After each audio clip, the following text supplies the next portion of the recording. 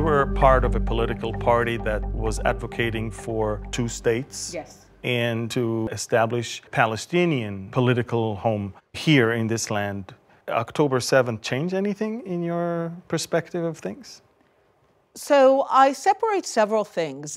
I began my process of understanding that from the Arab perspective, the goal was never to establish a state for themselves next to the Jewish state, but their goal has always been one, first to prevent the establishment of a Jewish state or to undo the Jewish state once established, then everything else. Often in my talks, I use a quote by Ernst Bevin, the British foreign minister after World War II. If you know anything about him, he was no friend to the Jews, did not support Zionism, but he needs to explain why the British have failed to carry out the trust that they received from the League of Nations to help the Jews achieve sovereignty here, right, to reconstitute their homeland here. They didn't fail the Arabs, they created Jordan, they created Iraq, but they failed the Jews. And he needs to explain why.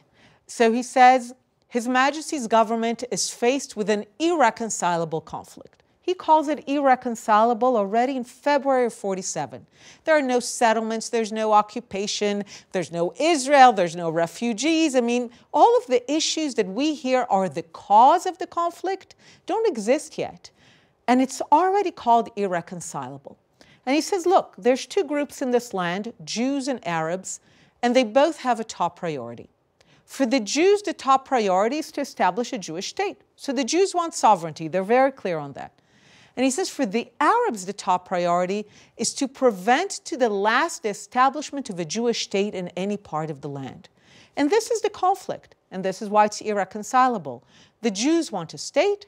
The Arabs want the Jews not to have a state. They don't fight for their own state, but rather for us not to have one. Precisely, and that has always been the conflict, but we projected onto them our own desires. We thought that they, like us, wanted a state for themselves, and therefore, like us, even if they're not happy that they're getting less, they would still be happy that they're getting something. And we really didn't believe that they truly wanted everything. Not only that they wanted everything, but they first wanted to make sure that the Jews had nothing. But that became very clear after 2000 with the Second Intifada. That was already becoming clear then. October 7th made it even clearer because it emerged from a territory which, contrary to all these fake maps of disappearing Palestinian land, it's actually the opposite. This is the first time that the Arabs of the Levant, the Palestinians, control land. Gaza is the first time they control land. And rather than use the land to say, we can finally build Gaza to be the pearl of the Mediterranean, the Dubai of the Levant, yes, the Singapore of the Middle East, we are going to use it in order to make sure that the Jews don't have a state. And that's October 7th. So they have been very consistent.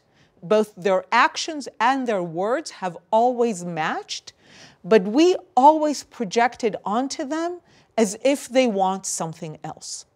In other words, so you do regret the position of the party you were part of. Okay, so the thing is that there are still Arabs here, right? The people called the Palestinians, they live here.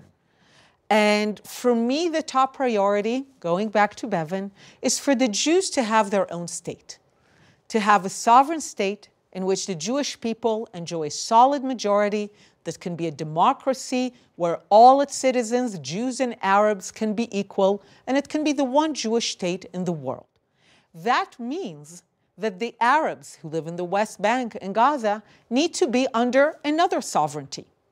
Whatever it is, Egypt, Jordan, their own, but they cannot be under our sovereignty because then we become a Jewish minority in an Arab state, and generally we know how that ends. So I still want the land to be divided in order to secure the Jewish state. That has always been the priority.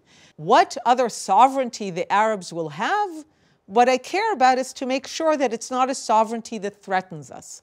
So either it's Egypt or Jordan, either it's a Palestinian sovereignty that has finally ended its century-long battle with Zionism, but what matters is that it's a sovereignty that no longer wants to annihilate the Jewish state.